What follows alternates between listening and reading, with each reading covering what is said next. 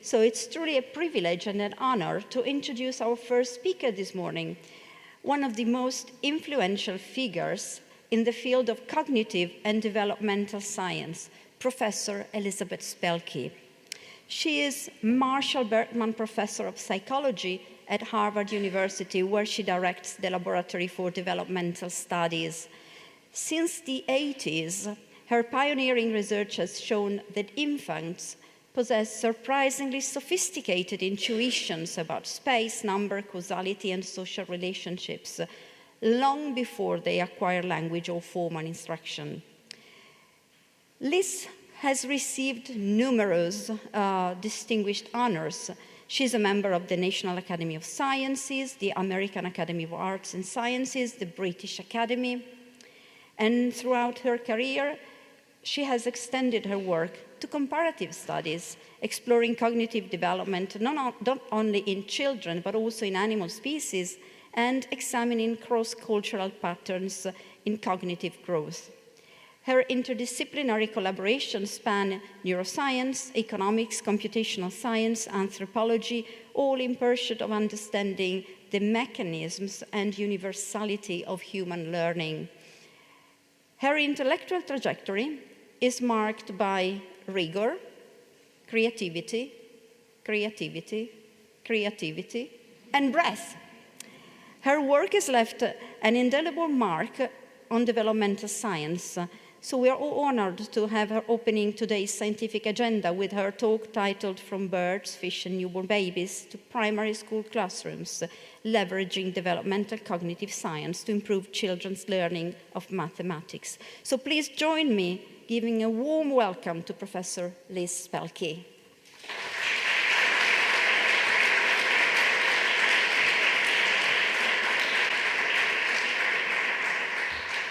Thank you. Can you hear me? Thank you so much, Lucia. Thank you, Giorgio. And actually, a huge thank you for reviving CogEvo and convening us all here. One thing I hope very much to get across today is how strongly I've been influenced by this interdisciplinary collaboration. All of the insights that I've gotten from those of you who study all kinds of different creatures, very different from human infants and children, who were my particular domain of study, but all providing surprising and really important insights into how children learn. And what I want to do today is talk about a subject that's exceedingly unlikely for me, at least when I started coming to CogEvo decades ago. It never occurred to me that I would ever give a talk on education. I have no background in education, never went to an education school. Started out, when I started venturing into the work I'll talk about today, I knew next to nothing about it.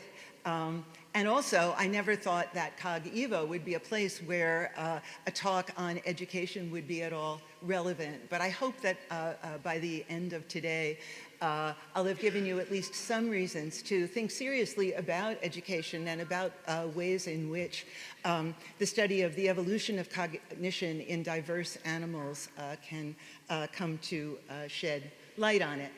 Okay, but the first and most obvious thing to note is one thing that gives us reason to take the study of education seriously is that it's now become virtually universal across the world.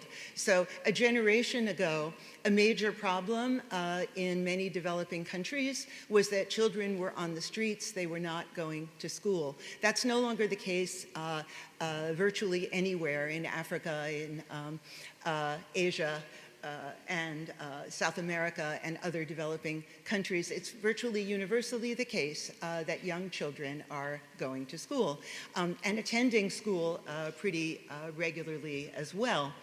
But education is the kind of education that they're getting in school looks quite weird, I think, from the perspective of cognitive evolution and also early human cognitive development. So one thing about infants and young children is they're really built to learn. And they learn spontaneously by acting on the world, manipulating things, doing small-scale experiments to figure out how things are going to behave. And they also learn by observing the people around them, the things that they say, which leads them spontaneously to learn their language, the things that they do, which leads them spontaneously to work on actions that they can perform, that they see other people performing, and in general, the things that they need to become competent members of that society and that culture. But when they get to school, turns out they're not supposed to be running around the classroom acting on their own, interacting with other kids. They're supposed to be sitting quietly, probably at a desk, in a room surrounded by walls, listening to what a teacher, who at the beginning of the year may be a complete stranger to them, what the teacher is saying to them. And by doing that, they're supposed to be learning. What's more, what they're supposed to be learning about is quite different from the things that children learn very readily on their own.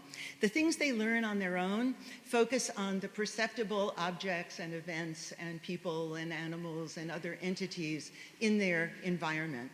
But the things that are the focus of teaching in school are the things that your perceptual system is not going to deliver to you directly. Because they're things that happened in the past when schools teach history, or they're things that involve hidden processes inside the bodies of animals or plants that children can't see directly, or that involve institutions and laws that are never directly perceivable but are recognized by any adult in the country that has them, and also about inherently abstract entities like numbers and geometrical forms. What's more, I submit that the main task of formal education is not just to introduce entirely new domains of knowledge, but to give kids new perspectives on familiar phenomena. So the world around them, which looks like it's flat as you move across it, is actually an enormous ball. The points of light in the sky are actually enormous suns. New perspectives on familiar phenomena that give you new ways of thinking about the world. But from the point of view of a child, if they already have one perspective that's useful for singling out something, why should they be spending a lot of time in school learning other perspectives? Isn't it enough to know when you see 7 objects that there's 7 things out there? Do you need to also learn that there's other ways of thinking about the number 7? Why in the world would you want to do that? And then I think the thing that's maybe most emphasized, at least in primary school, but also most perplexing from the point of view of a child who's prepared to learn about the world by exploring on their own and engaging with the people around them, is that in school, young children are tasked with mastering combinatorial symbol systems, numerals that individually combine together to represent larger numbers, letters that combine together to represent words and phrases and sentences and whole texts. And learning these symbol systems is extremely hard for children, and it only becomes rewarding once you've started to gain enough skill in it that you can look at a page and the words start popping out for you. And that can take a long time, much practice, okay? So for the child who's just entering school and starting to learn, this will look like a totally, especially if their parents are unschooled, so they don't have books at home, they don't see people reading or calculating using pen and paper at home. These are gonna seem like really perplexing activities, and children might well wonder, why should I be spending all my time on these boring exercises, figuring out how these letters and numbers go together? So I actually think a reasonable account of the goals of education is that the goals are to impart knowledge that doesn't come naturally to children through a set of mechanisms that, and rules and procedures that don't come naturally to children either. Nevertheless, I think it's reasonable for us to ask, given that education is successful for many children, how do they do it? What cognitive resources do they bring to bear that allows them to learn new skills like reading and arithmetic? And are there any cognitive resources that might stand in children's way as obstacles to developing this kind of learning? Well, to start on the positive side, I've been arguing for those of you who've heard me give talks before, you can do something else for the rest of this slide.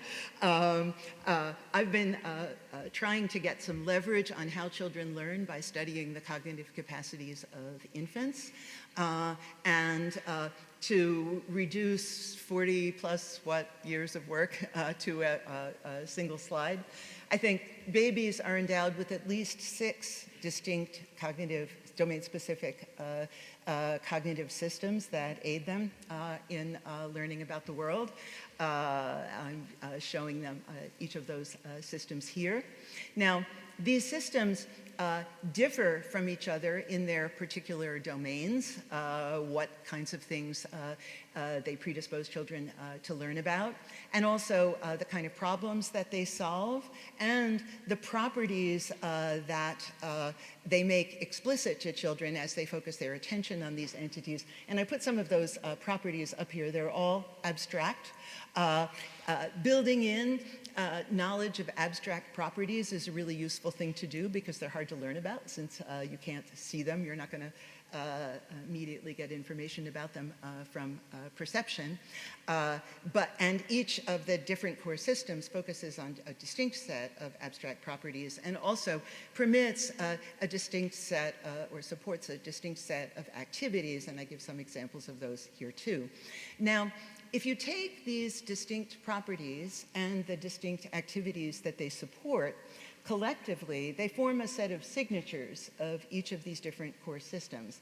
And with those signatures, you can now ask questions like, are humans the only species endowed with core knowledge, or do we see them in other animals as well? And when CogEvo first started, I was thrilled because this was really a central question that we and those of you who study all sorts of interesting non-human animals we're trying to make some headway on. The exciting thing that we found is that you see these signatures not only in research on infants, but in research on other animals. I'll give an example from Giorgio and Lucia's research in a minute.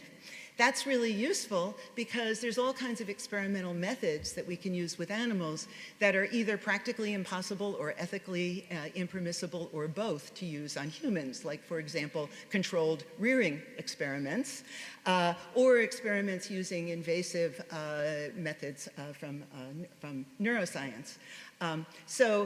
When animals are tested using this diverse set of methods, we gain further insight into the nature of these systems.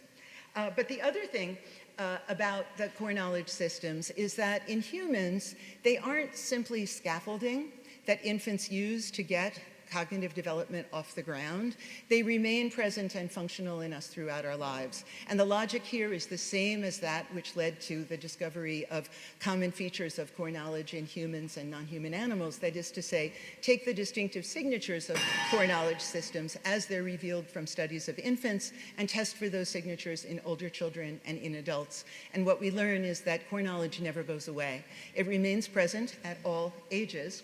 And because it's present in children and adults, we can gain further insight into it by studying them. For example, we can study adults in a task where, using functional brain imaging, we can see that the same cognitive systems are being activated in them as are activated in a young child. But then ask the adult, what are you thinking about? What were you thinking about while you were in this study? And if, for example, what we were looking at was the core number system, and we've been showing them arrays of dots, they might say things like, oh, I was thinking about what I wanted to have for dinner tonight, or I was thinking about why you showed black dots that are kind of big some of the time and smaller dots another time. Almost nobody mentioned number. So their core number system was being activated, but as far as we could see, the activation was completely unconscious. further studies showed that it's triggered by attention to the entities in its domain. So if a person's not looking at the computer screen and attending to it where the array of dots is, they're not going to activate this system. But it operates completely unconsciously. And similarly, studies in children showed that these systems are active when children are developing new skills in that domain. So they seem to be aiding their learning. So I just wanted to take you down memory lane to with a few findings generated and reported at earlier CogEvos by Giorgio and Lucia and their wonderful students and collaborators, looking at the core object system in chicks, where the method was to take chicks for 4 days, beginning at hatching, and expose them to a single object to which the chick would imprint, both in situations where the chick was able to move around and peck at it, but also in situations where it only viewed it behind a plexiglass screen, as is depicted here. And then they were given a bunch of tests that had previously been given to human infants, probing questions like, if an object's partly visible, does the chick just see the visible parts, or do they reconstruct the whole? If an object hides completely behind a screen, do the chicks still represent it as persisting in that location, and will they go and search for it if given a chance? If the screen rotates backward and rotates too far beyond the point at which it would have contacted the object if the object were still there, does the chick conclude that, okay, that object isn't there behind that screen anymore? And basically, all of the findings in chicks lined up with findings from parallel studies that had been conducted on infants. The only difference was, for infants, we try to bore them with objects and then see what they get interested in, whereas with chicks, you try to imprint them to the object, and then so you reverse the sign of the behavior, but otherwise the conditions are very much the same. However, these chicks were 4 days old, so you could ask the question, and some noted computational folks have asked the question, couldn't this all have been learned over the course of the first 4 days of life? If I remember correctly, Jan LeCun at one point noted that 30 minutes of video images give you more information than I think all of the language on the web that has trained some of the large language models that everybody's excited about these days. So there's lots of information in vision. Could all of this have been learned over the first 4 days? The answer is indeed it could have been, but let me just share with you one finding not yet published from Justin Wood, who was very much inspired by Giorgio and Lucia's work, which asked a different question. It asked, can the system be unlearned in a chick? So what he did in these studies was to raise chicks in a virtual world where they're in a box, they're surrounded by screens, and on one of those screens at any given time, they'll see a single moving figure to which, over the course of 4 days or so, they will become imprinted. The figure moves from continuously from one screen to another. And then they presented chicks with 2 different worlds. Each chick only got one of these 2 worlds. In one of the worlds, mom, to whom they become imprinted, appears in the center of one of the screens, and then 2 occluders rise up from the floor, and she moves behind one of them and stays there for 20 seconds, okay? And over the course of those 20 seconds, they look to see, where does the chick go? Does the chick who's imprinted to mom go to the screen where she has just disappeared? How much time do they spend there relative to the opposite screen? Okay, so that's world 1. The other world is exactly the same, except, and then at the end of the 20 seconds, the 2 screens come down, and there she is, behind the screen that she went behind. That's the natural world. The unnatural world is exactly the same, except for that last step. If she goes behind the left screen, then when the 2 screens come down, she will reappear behind the right screen, okay? So on every trial, and there's more than 1,000 of them, the chicks, in effect, get evidence that mom can teleport. She can go from the left screen to the right screen without ever appearing in the space between those 2 screens. So the question is, where will the chick search for mom in each of these 2 worlds? And the measure, again, is how much time they spend looking at the screen that mom disappeared behind versus looking at the opposite screen. And what they find is that in both the natural world and the unnatural world, the chicks spend their time behind the screen where mom disappeared. So in the unnatural world, they never saw her reappear there. They always saw her reappear behind the opposite screen, but that's not what they don't learn that. They continue to expect her to reappear where she had disappeared. So it looks like object continuity over occlusion is at least resistant to change. That doesn't show that it isn't learned over the first 4 days. That remains an open possibility. But at least it shows that chicks seem to be highly predisposed to interpret the motions of objects in accord with continuity, not discontinuity, even in the face of contrary evidence. The last comment I just want to make about imprinting, and then I think I'll leave chicks alone for the rest of this talk, is that in these studies, what we focused on is the fact that mom is an object, and the question was, do chicks and infants infer that objects have the same set of properties and have the same set of expectations about them? But of course, what motivates imprinting is that it's a social action, and I'll be coming back to that later, because I actually think social cognition is exceedingly important for human infants, for other social animals as well, like chicks, and important for education. Okay, I want to give one more example to give you a feel both for what was going on in the early days of CogEvo and what's going on now. And this time it's going to be from the domain of number. And by number now, I mean approximate numerical magnitudes. There's another kind of object of number representations that we see that builds on object representations, infants' abilities to distinguish between arrays containing exactly 1 or exactly 2 or exactly 3 objects.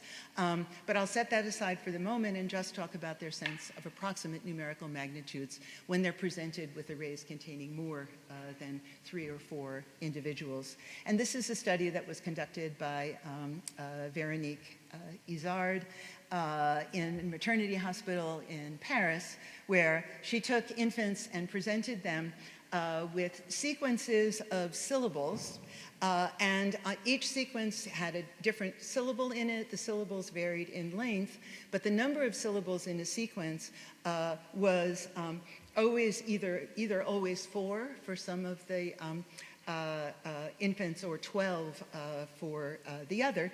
And then she presented them with visual arrays. And the question was, which of these arrays would they look at? And the infants looked to the arrays that corresponded in number to the number of sounds that were accompanying the images. So she concluded from that newborn infants can represent number abstractly, over these 2 different modalities at least, with approximate precision.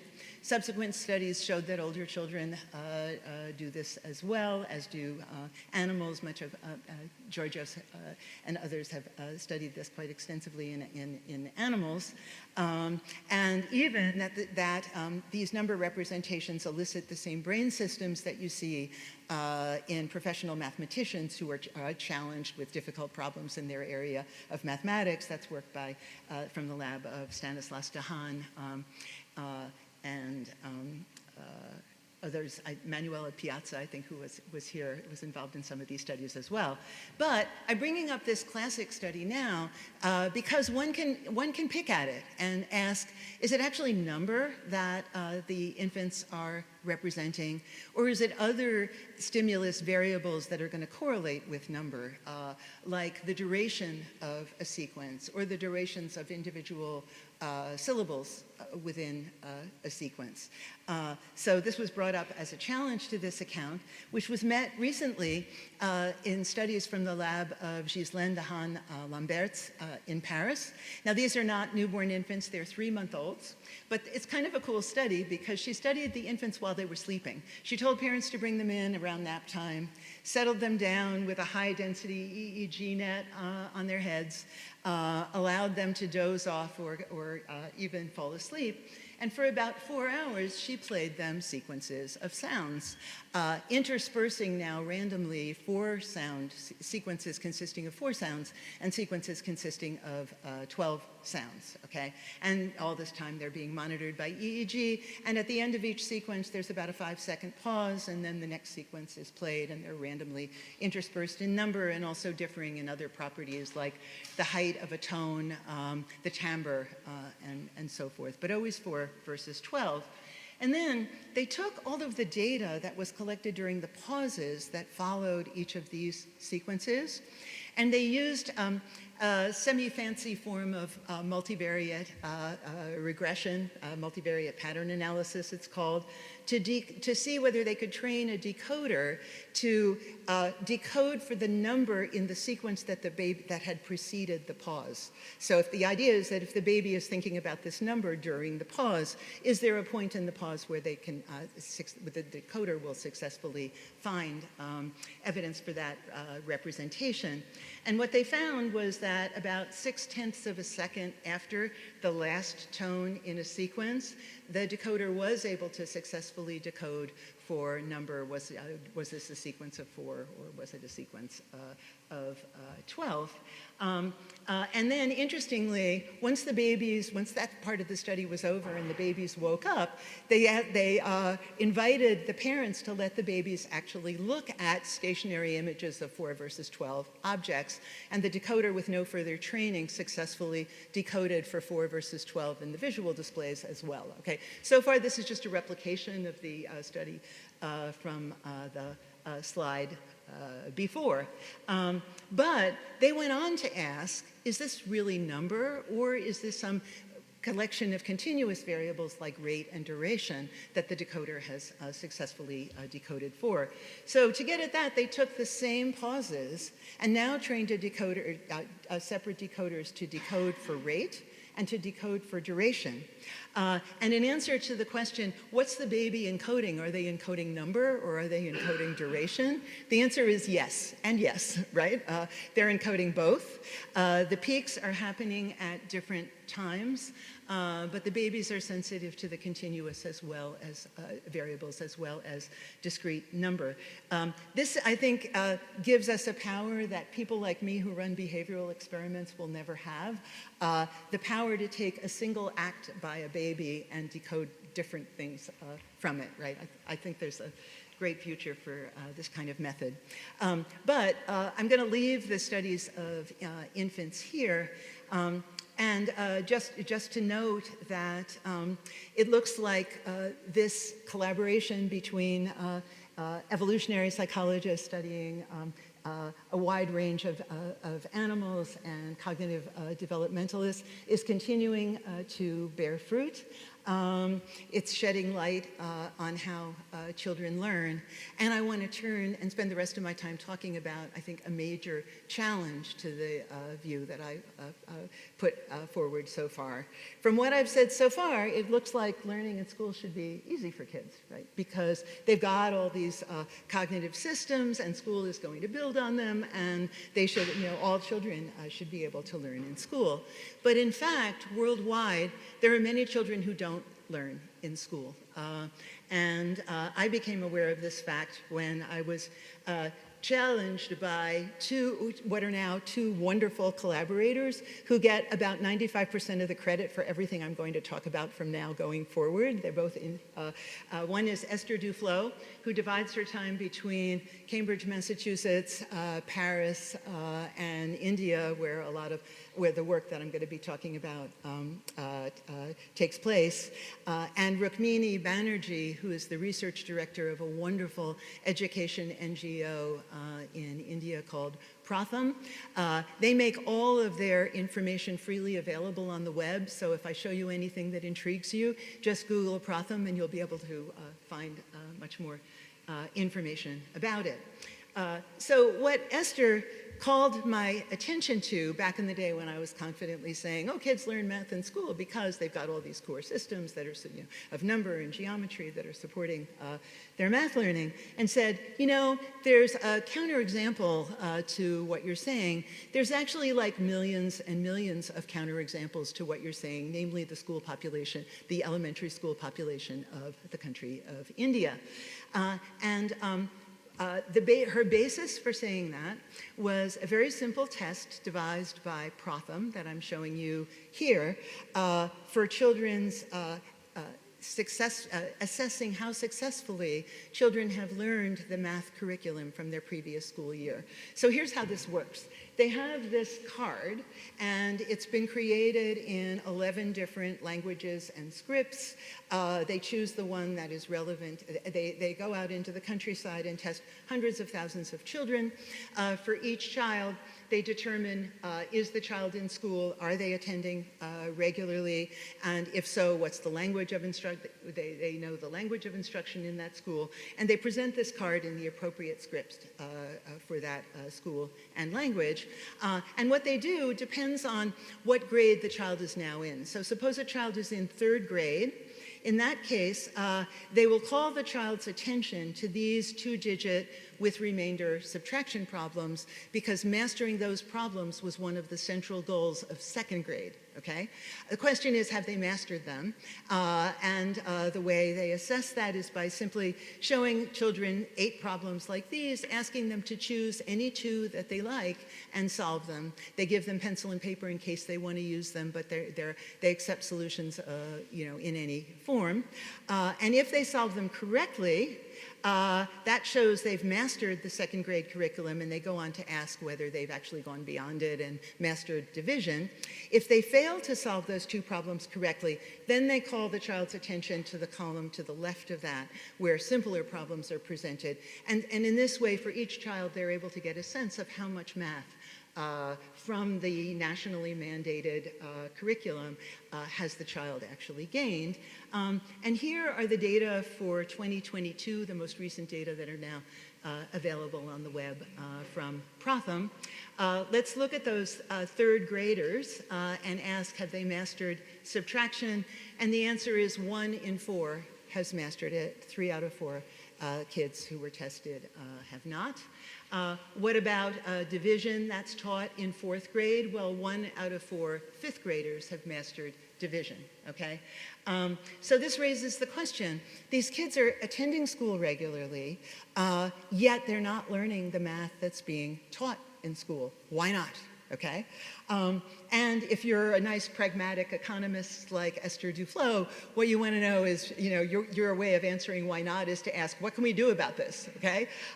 Let's do something and see if we can push this around and get kids to learn math in school.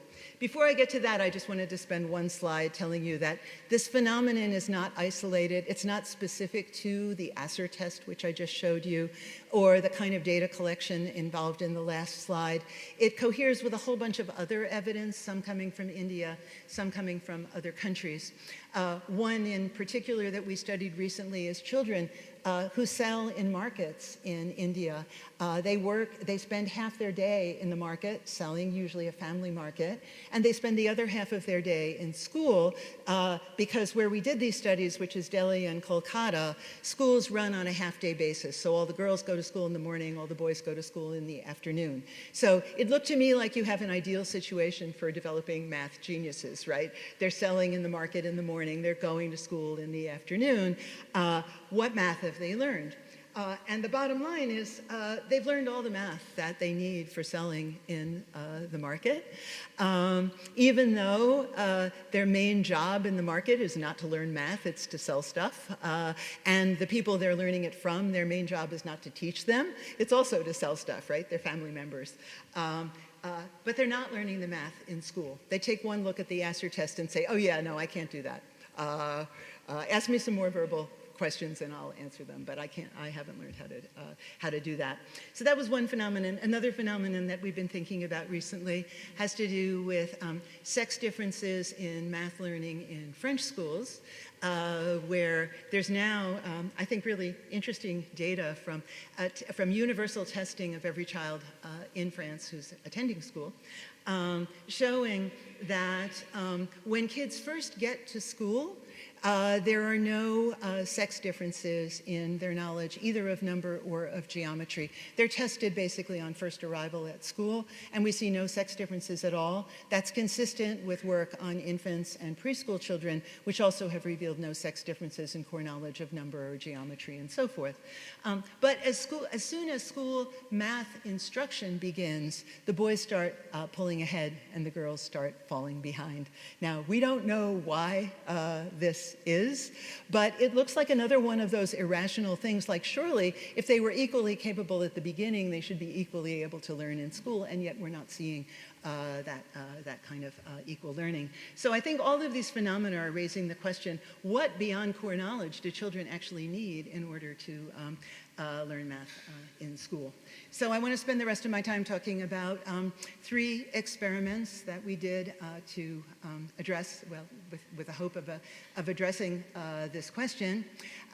First, I'll tell you about 2 randomized field experiments that we conducted in Indian preschools, where the goal was to see whether by intervening on preschool children, we could develop in them attitudes and motivations that would be conducive to learning math in school the following year. These were children who were identified as currently in their last year of preschool, about to go on to public school the next year.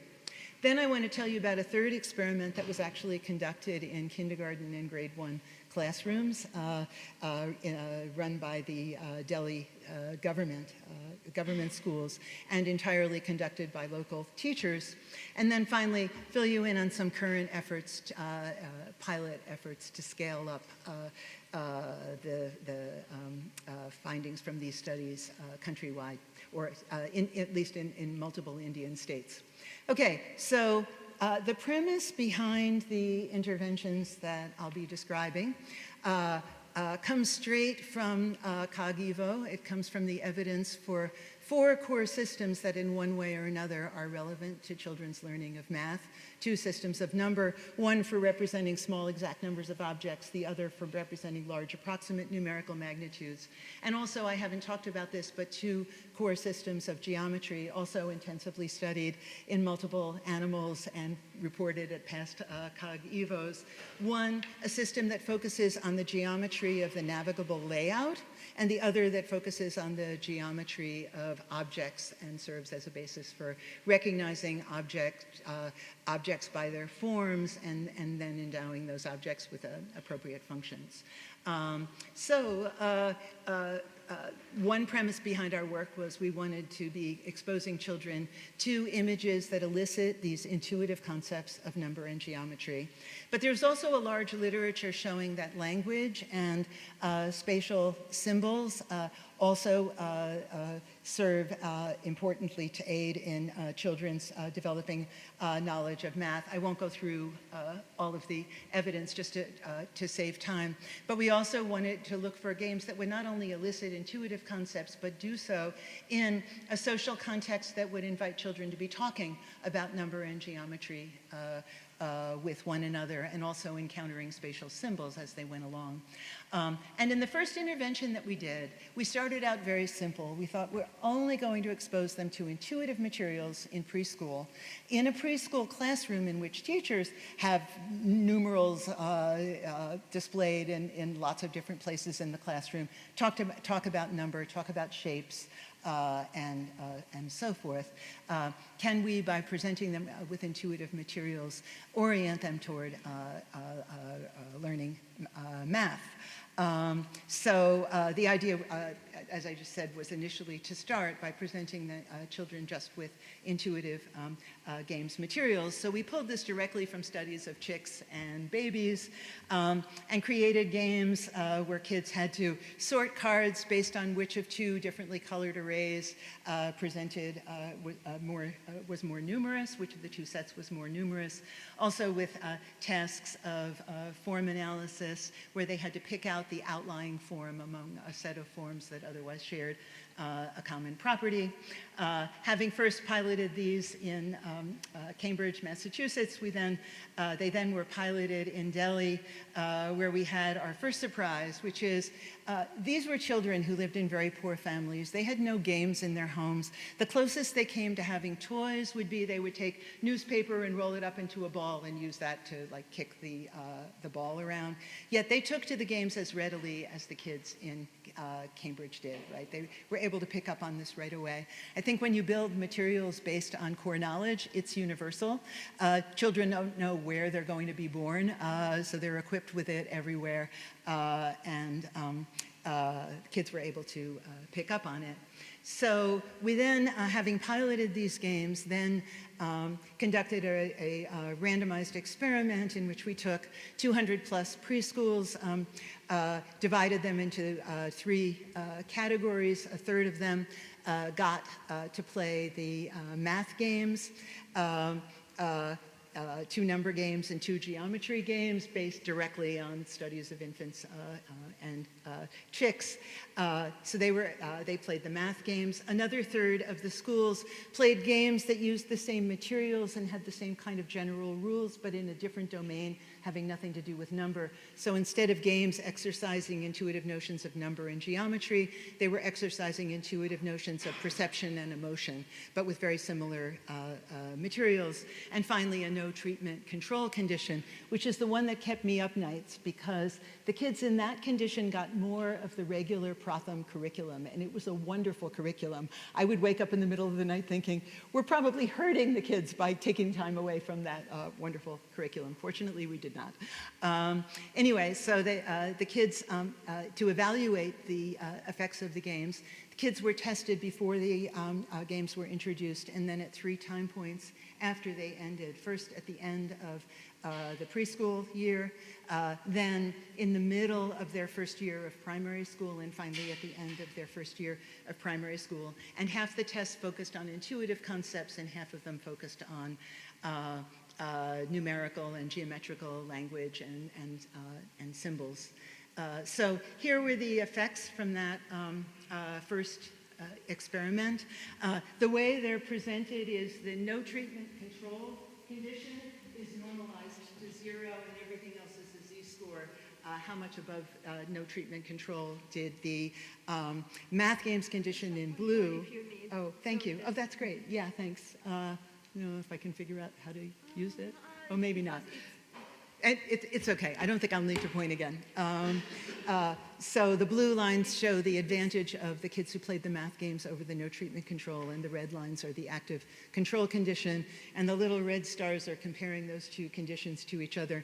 And basically what we see is an enduring impact over the course of the next year of the games on children's intuitions about number and geometry. Sorry, this was by... the sun, and you can point. Oh, thank you. Okay.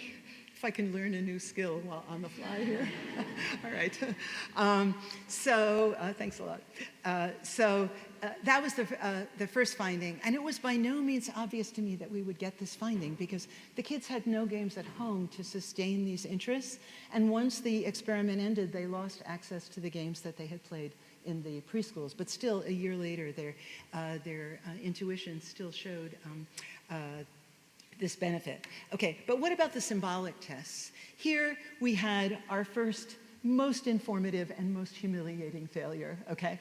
That is to say, at the end, in the first end line, which is right after the end of preschool, we see that there's a positive impact not only on children's intuitive understanding, but on their knowledge of the symbols, the language and symbols that were used in the preschool class.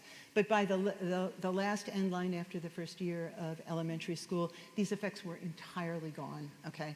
So no enduring impact on the children's symbolic math knowledge. So we didn't give up at that point. Actually, I was tempted to, but our intrepid economist collaborator said, no way, let's go ahead and let's introduce symbols into the gameplay itself. So we did a second experiment in preschools, where now we took a somewhat larger number of preschools and randomized them to 4 conditions. In one condition was a replication of our first study, purely intuitive games, a bit streamlined in their properties. Another condition was purely symbolic games, so no intuitive images, but heavy use of numerals and also a set of symbols that we created to refer to distinct geometric properties of forms. The third condition involved alternating play of intuitive games and symbolic games, so say the odd-numbered intuitive games and the even-numbered symbolic games. So they get the same total amount of material, but half as much from each of these two games conditions. And finally, a no treatment control. And otherwise, the method was basically the same as the first experiment that we ran. And here are the data. I think I will use this now. So if you first look just at the blue lines, these are the kids who got the purely intuitive games. And you can see that we basically replicated the findings from the first study: an enduring impact on children's intuitions, a transitory impact on their symbolic number skills. Pretty much gone. Not entirely gone, but definitely going away as time passed. So that's the first condition. The second condition is the purely symbolic condition. And here, it looks like kids are doing pretty well on the symbolic skills, but a real problem that's often encountered in the lab and actually fairly often in school as well is that kids will learn to use the symbols by rote. They'll learn to produce the word that corresponds to each symbol, but they aren't necessarily endowing it with any numerical meaning. And one way that you can tell whether they are or not is by asking if, for children who do play with symbols in a meaningful way, a mathematically meaningful way, their intuitive mathematical skills will increase. But that didn't happen in this condition. So that made us a little suspicious about the symbolic game played on its own. But the most interesting condition, I think, is this one in green, where we can see that although they had half as much intuitive materials, their intuitions improved both in the beginning and throughout the study as much as the kids who had twice as much of those materials. And similarly, if we compare the green condition to the orange, the symbolic one, we see that the symbolic skills improved as much as well, suggesting that the intuitive and symbolic games could actually synergize with each other. And with half the amount of material, kids could learn them both. So with that finding, the Delhi government got interested in us and invited us to introduce our math games into all of their kindergarten and first grade classrooms. And that's the last study that I'll tell you about. The first thing we had to worry about with this study was that in all of the previous work, we were in charge of the math games, right? We trained teachers to go into the classrooms and play these games, the preschools, and play these games with the kids. But now it was the Delhi government teachers who were going to be in charge of everything. And all we could do is provide them with the materials and hope that they would use them in the appropriate sorts of ways. So that was the first problem. The second problem was when we brought teachers into the preschools, they were playing with a manageable number of kids, 6 to 8 kids per preschool, the oldest kids who were most likely to go on to primary school the next year. The Delhi government teachers have 40 kids in a classroom. How could one teacher possibly answer every child's question, deal with their problems, monitor how the game is going for 40 kids who are playing simultaneously? So we knew we had to make some changes.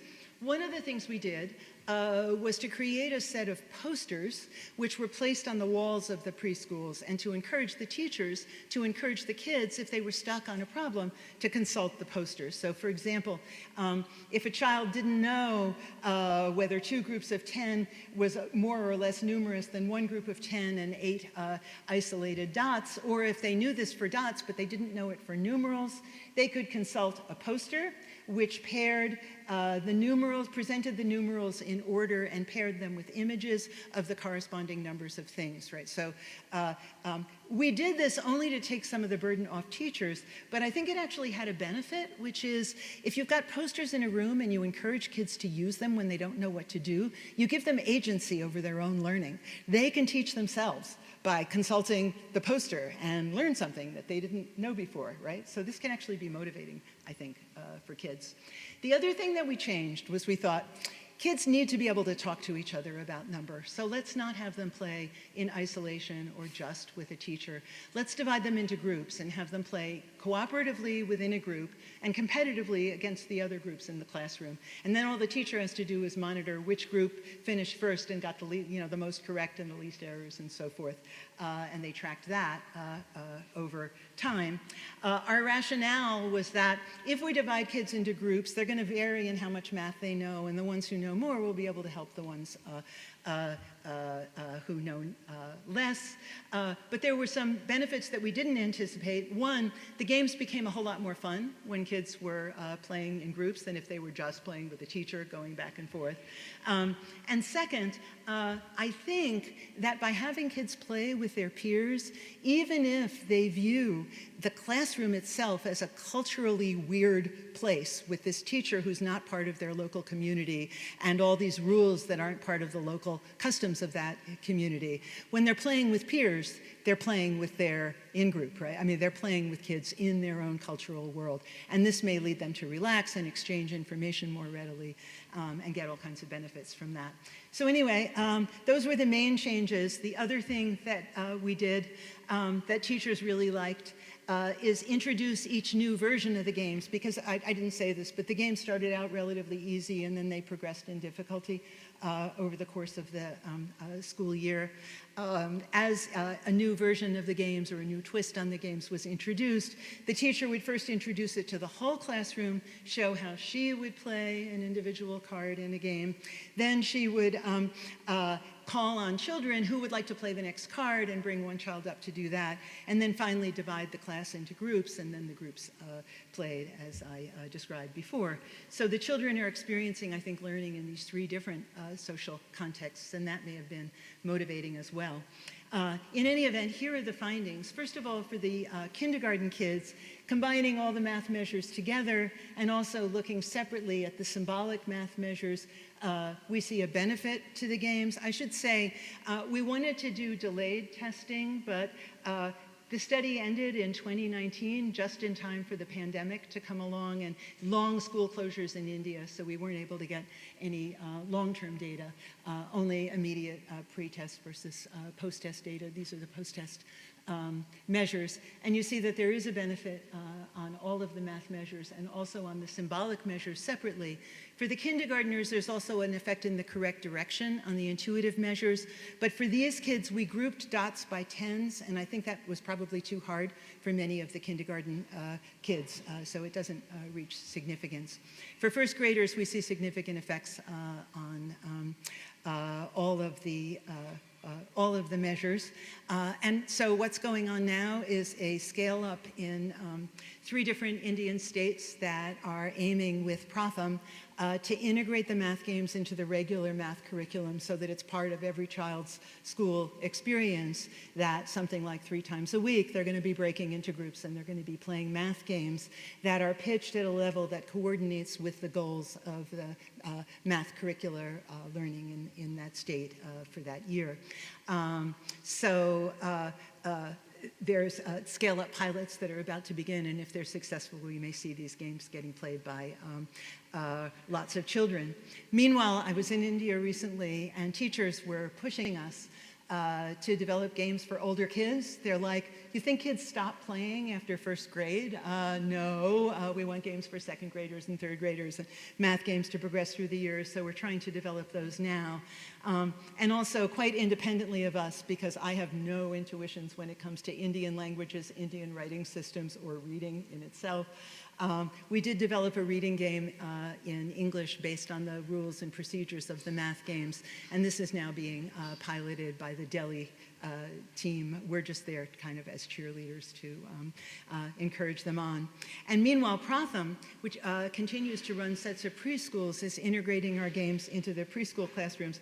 And I presented this only because these kids are so adorable, and the classroom gives you a bit of a sense of the cultural richness of this country in which everybody's exposed to multiple languages, multiple writing systems, both for numerals and for letters. And here they are playing our math games where they start out sitting down all in a circle, then they stand up and form a circle of 12 kids, I think it was, and then they break them down into 3 groups of 4, and they're all playing the I do, you do, we do games, using modifications that 𝗘𝗹𝗶 has made to the rules and procedures and improving them vastly, though I won't take any more time on this. I want to end by just going back to the themes of CogEvo.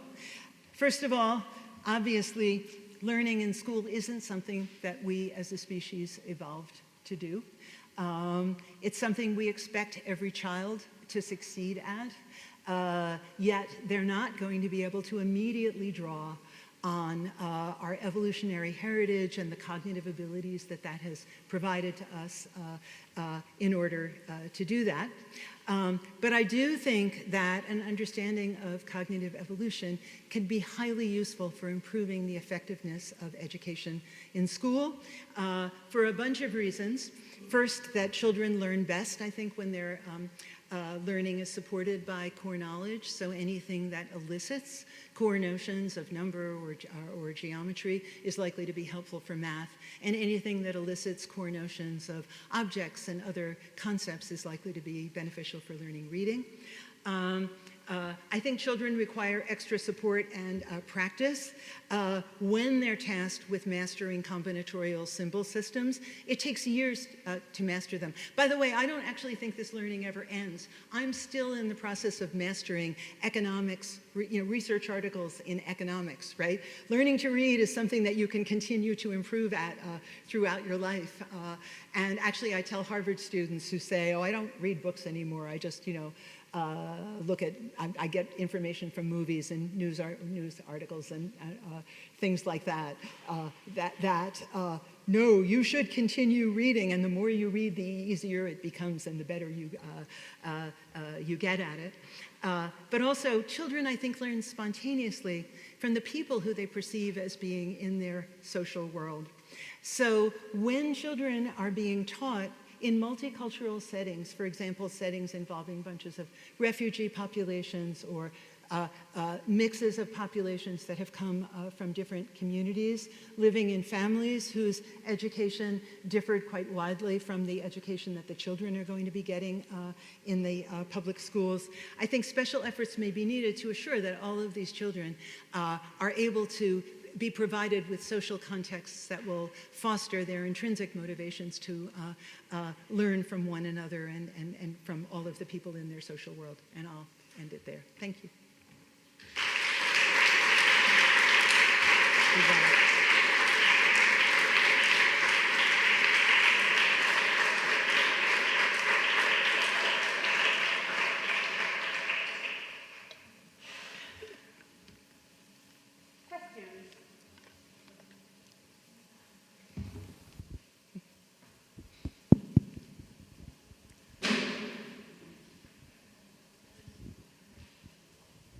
So this may be a silly question, thank you. This is not my field, but so you mentioned apparently a quite dramatic difference between weird kids and Indian kids in their math performance when tested at similar ages.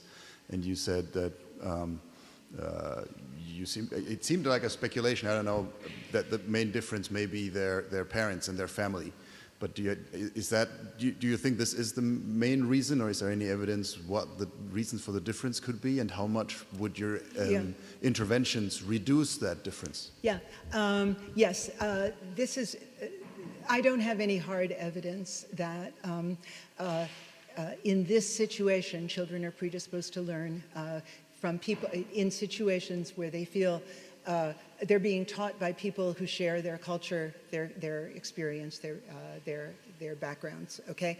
I believe that that's true. It's currently being tested. I'm not one of the people testing it. It's currently being tested in labs, in 2 labs in the US. One is the lab of Ashley Thomas, who's testing the hypothesis that she's done a lot of studies showing that children learn who is a member of their social world by observing their parents interacting with other people. So if they see their parent interacting with one individual and not interacting with another individual, and now those 2 individuals are present, they will focus their attention on the one who had previously interacted with the parent. What she's now asking is, will they also focus their cultural learning on the person who's interacting with the parent? So I think the data aren't in yet, but it is being tested. It's a highly relevant question, and it is being tested, at least in the laboratory, in that kind of context. There are many contexts in these large-scale settings that I think invite this interpretation, but by no means provide conclusive evidence for it.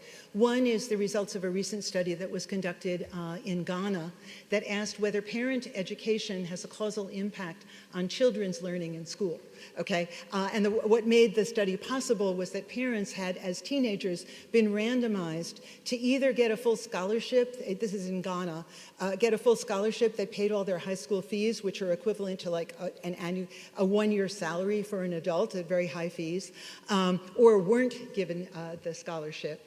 And now, 14 years later, they're all having kids, and the question was the kids whose parents had been offered a scholarship, do they do better in school than the ones who didn't? And the answer is yes, but of course that could be for many reasons. I think a big possibility is that and it's only yes if it's the mother's education, not the father's.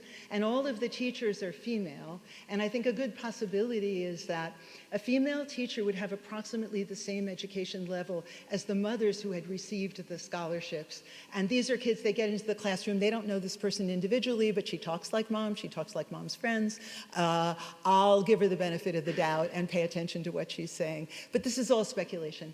We don't have any hard evidence on the social effects. We just keep bumping into things that, places where it looks like they could be playing a role. So the second part of my question was, how much would your interventions decrease that difference? So does it, you only show z-scores, so does that eliminate the difference, or does it go halfway, or how much? Yeah, I think that the z-score differences, okay, so there's 2 ways of looking at it. The way I would look at it as a cognitive scientist is I want to know how big that standard deviation is. And I look at these large-scale randomized interventions, and the standard deviations all look low to me. Small, like these are not big effects, okay? However, the way the economists look at it, they have a much more pragmatic attitude. It's how good is this relative to everything else that's out there? Should the Delhi government invest in this, or should they invest in one of these other interventions? And those are the measures that I kind of showed at the bottom of some of the data slides, where our effects look large to economists because they're bigger than most of the other prominently used effect sizes in educational interventions. The problem with these interventions is you're randomizing at the school level. You're completely hands-off by the time you're doing scale-up experiments, so you've never met the teachers. Some teachers may look at all this and think, I'm going to ignore this and just not run it at all. It's also all intention to treat design. So in that first study, there were 2 preschools that never opened, but because they were part of the initial randomization, their kids who never even went to the preschools, much less played our games, were considered to have played our games, right? So all of this makes the effect sizes look smaller, but the impacts to the economists look significant, and to the public policy people that they're working with in India, obviously, as well. So, but it's a different way of looking at data than anything I was used to.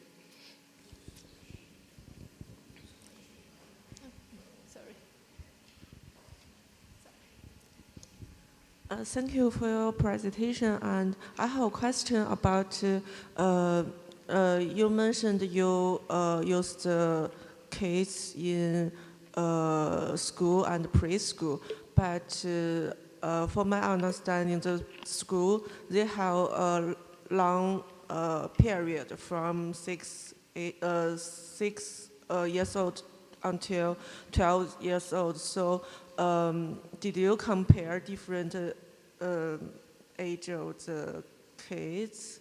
They have. Not yet, not yet, but the teachers are pushing us to do that.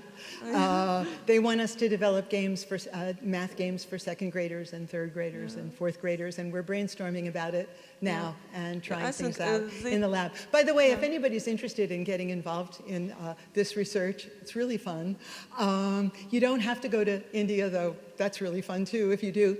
And we meet regularly, like once a week as a team, people in my lab, but also people from other labs who have interesting ideas about how to potentially improve math education for kids. Nothing ever will get implemented if it hasn't passed the test of a randomized evaluation in the field. But lots of stuff can get piloted this way, and we learn things, I think, from every pilot that we do. So, yeah, it's been really fun. Thank you.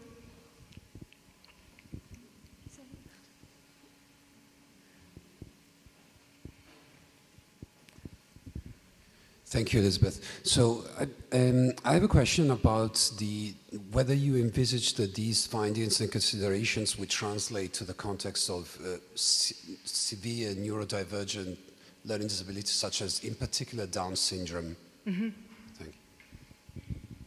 I really have no qualifications for answering a question like that. The deeper question for me would be, how resilient is core knowledge over developmentally variable populations with one or another kind of developmental disorder? And my guess would be that this would vary by developmental disorders. So a child with autism may not show the same social abilities as other kids, but core social abilities, but might look just fine at core math abilities. But then I'm not sure what to predict in our studies, because we seem to be finding, well, at least I think we're finding, our evidence is suggesting that you need both.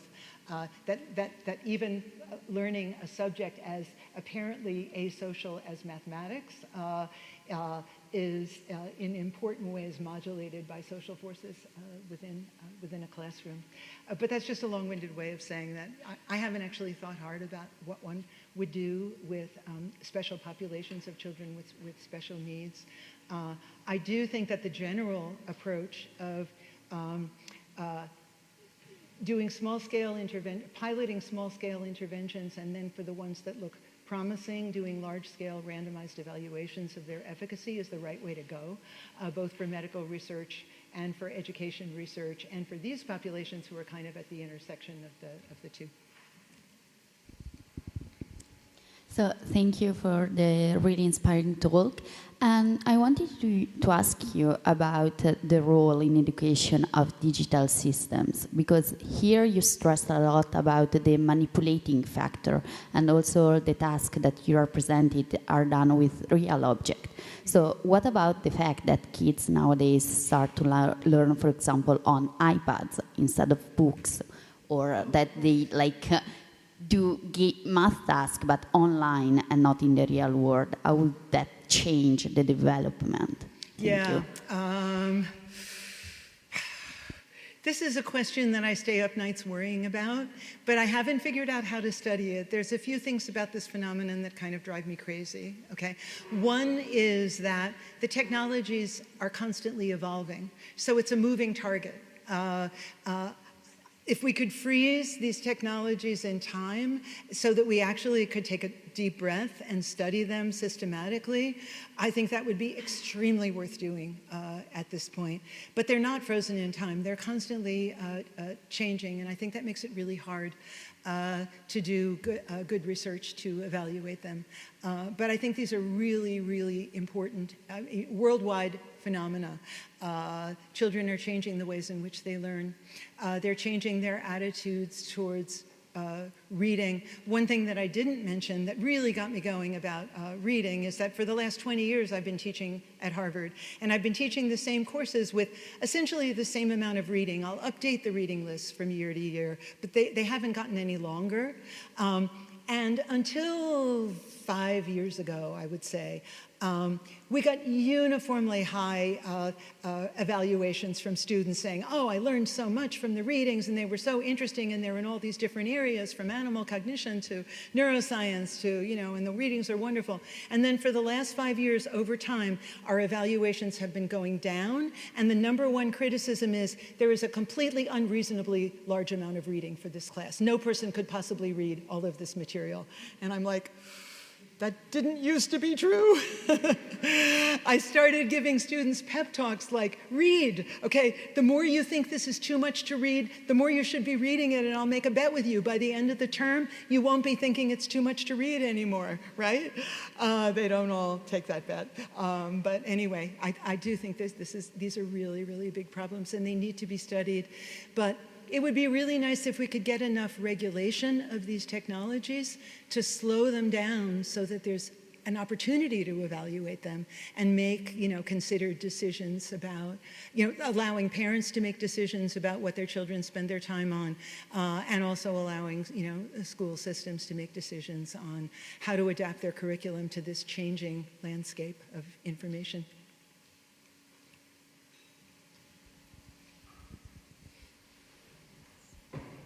Yeah, thank you for the talk, by the way, very insightful. I'm really interested by this idea of sex differences in learning between boys and girls. In my own experience, actually, in secondary school, we were separated by gender, but just for maths. Mm-hmm. And I was just wondering if, because I was under the impression it was because of the way that boys and girls are socialized, that maybe boys are a bit more assertive in the classroom. Mm-hmm. And I just wanted to know what your opinion on that was. Yeah, so my answer is going to be kind of frustrating, I think. It's that I think we don't know what causes the gender difference in the French context in girls and boys learning of math in school. We know they're equal when they first enter school. We know the boys start pulling ahead almost immediately, and with every successive year, they pull further ahead. And we also know that the critical factors are not age, but amount of instruction that the children have gotten. So for example, during the pandemic, when schools were closed in France, the gap narrowed. Even the kids were still learning math. They had problems that were sent home. And so they were learning math at home while schools were closed. And the gap narrowed during that period. So I think these studies are giving us a bunch of negative answers to the question, what's causing this? One thing I think they cast doubt on is the idea that it's a pervasive societal bias that has infected parents as well as teachers, that boys are going to be better at math, and it's a male activity, it's not a female activity. I think if that were true, we wouldn't see that it's only happening at the time of formal math instruction. We would see it happening at home, and by the time kids got to school, there would already be that difference if parents had that bias, right? And we don't see that. But I also think it casts doubt on the idea that there's differences in intrinsic aptitude, as my colleague Steve Pinker would say, between girls and boys for doing math. Because what we see at the very beginning when they first get to school is there is no difference in the girls' and boys' abilities to solve problems in number and geometry pitched at their level. Those are two big negative conclusions that I think we can draw from the French data. But the real question is what's actually causing the effect. And there I think the only thing I can say about the French data is that in addition to testing every child in France, which is what made it possible for us to do this observational study and describe what children knew and didn't know about math by gender, in addition to that, the French Education Ministry has become committed to a process of randomized educational experiments in French classrooms. So they're now inviting teachers who are interested to volunteer their classrooms to be randomized to different conditions to test different hypotheses about what might be the source of this difference by seeing what can we do to make this difference go away? What can we do to math instruction that will not produce this gap between the girls and the boys? So I can't give you an answer to this question, but there's a process that's being put into place that hopefully will provide some insight into it. And in your personal opinion, do you think it's beneficial to do this splitting between boys and girls in maths classes, or do you think it would be better I don't know. I think that would be a wonderful thing actually to do one of these little small-scale randomized experiments on, right? You could, if you could get teachers to agree, okay, take all the girls out of your classroom and give them to the classroom next door, and you take all the boys from the classroom next door, and let's see what happens with single-sex education. I think that could be really interesting. And sorry, final question. Is it something particularly about maths, do you think? Because correct me if I'm wrong, I think, was it just maths and physics that boys tend to do better in, and then in other subjects girls tend to outperform? The girls tended to outperform the boys in anything connected to literacy, so vocabulary size, reading skill. They tended to do better at that, but the differences were small. The math difference was larger. Now, one thing that I thought might have been the case was that maybe the reason there's a math difference is that teachers are egalitarian. They want to be calling on all children equally, but they sense that the girls are raising their hands more when the questions have to do with reading and literacy, so they counterbalance that by calling on the boys more for math, okay? But that turned out not to be true, because you can take the whole set of data and you can match, you take a subsets of data that match kids for reading ability, and you still see the sex difference for maths. So yeah, we don't know what's causing it. I do hope that studies will be gearing up and giving us more information about this within the French context. Thank you so much. Sure. Thank you. I fear there's no more time for questions. Okay. But before thanking, please remember to grab your certificates and a coffee and the poster session. And we get back here at 11:30. Thank you so much, Liz.